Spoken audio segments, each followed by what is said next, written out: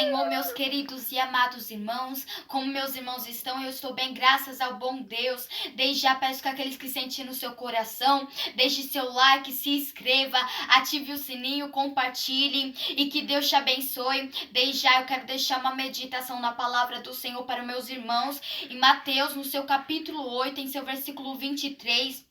E saiba que Deus acalma a tempestade. Não sei qual é a tempestade que você está passando na sua vida, mas saiba que Jesus está no teu barco e Ele acalma a sua tempestade.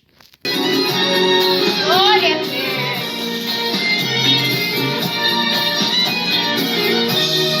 Existe na letra deste louvor o vento a soprar, agitando as águas do mar. A balançar e o tempo começou a fechar. Jesus dormia na polpa e os discípulos no barco a remar. Com a presença do mestre ali, eles nem imaginavam o que ia passar. De repente, algo chamou a atenção. É que o vento soprava ao contrário, aumentando a força e pressão. E os discípulos desesperados perderam o controle do barco. Mas quando sai o controle, Jesus vem pra resolver. Então acordaram Jesus, dizendo: vem nos socorrer. Jesus ficou de pé no barco e começou a dizer: